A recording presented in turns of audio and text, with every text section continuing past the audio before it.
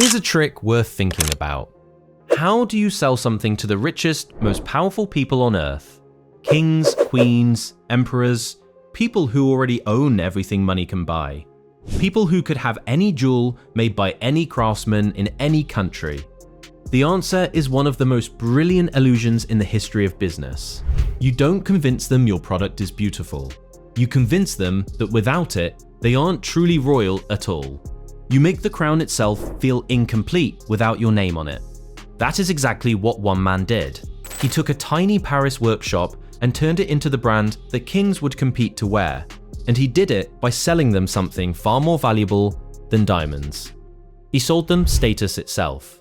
This is the story of Louis-François Cartier, and the most elegant trick in luxury. The beginning could not have been humbler.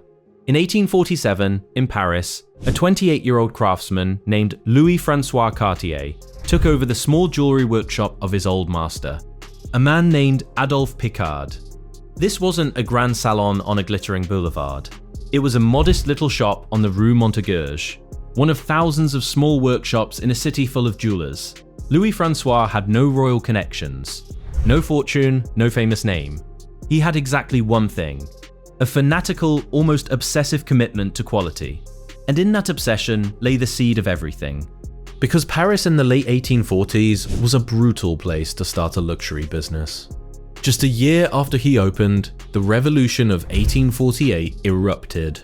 The working classes rose up against the wealthy. The economy collapsed. People were so poor that some were reportedly eating rats to survive.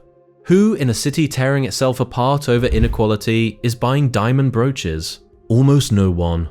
Most new jewelers would have been wiped out. But Cartier survived by being so good, so meticulous, that the few who could still afford luxury wanted him specifically.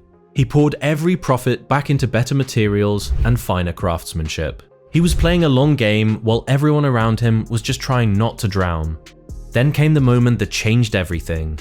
And it reveals the real genius of how this empire was built. Because Cartier understood something his rivals didn't. He understood that in the world of the elite, people don't buy what's beautiful. They buy what powerful people already own. Desire flows downhill from the top. So Cartier didn't aim at the rich.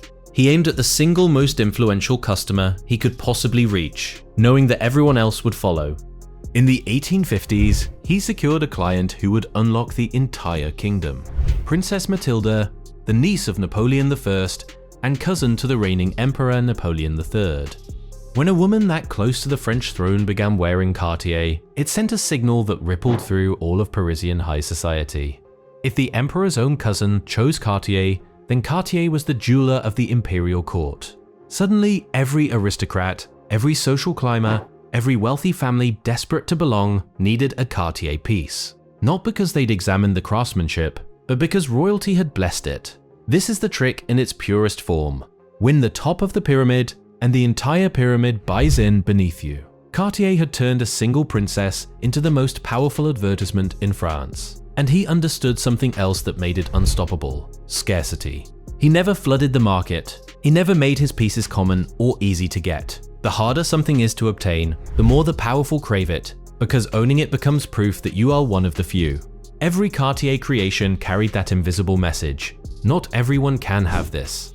Only you. And once he understood that lever, he pulled it again and again. Cartier became the jeweler the imperial court relied on.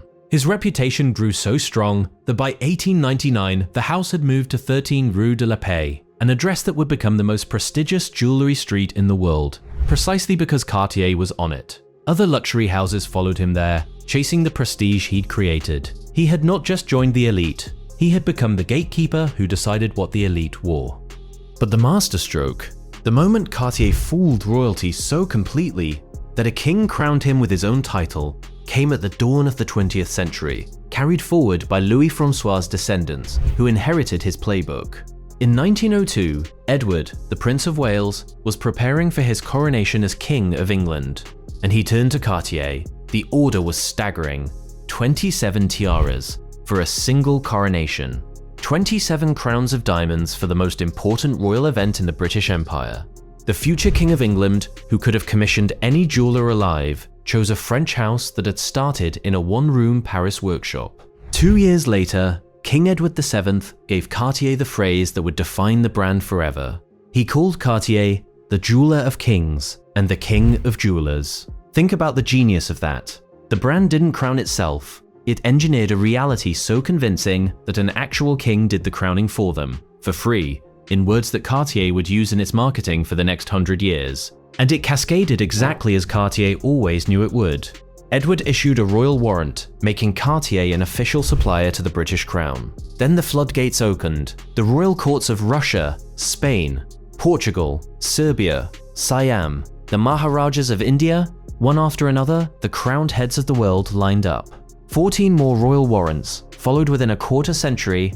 Owning Cartier was no longer about jewelry. It was about proving you belonged among kings. So what was the trick, really? It wasn't deception in the ugly sense. The craftsmanship was genuinely extraordinary. The platinum innovations real, the artistry undeniable.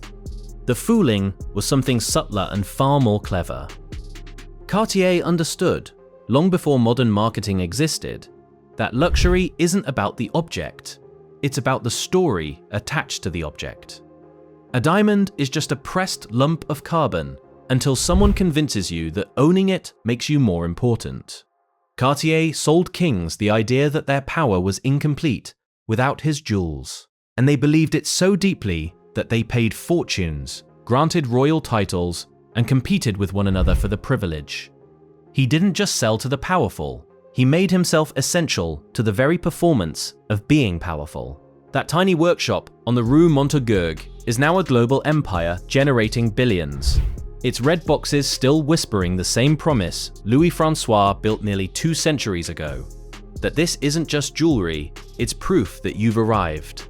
From a struggling craftsman in a revolution-torn city to the man who made kings feel they needed him, the greatest illusion in luxury was never the sparkle of the diamonds. It was making the most powerful people on earth believe the sparkle was a part of their crown.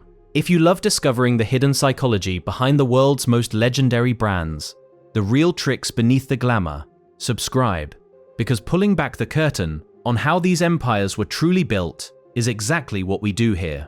And tell me in the comments, do you think Cartier earned its place through pure craftsmanship? Or was it the genius marketing that made it immortal? I'd love to know where you land.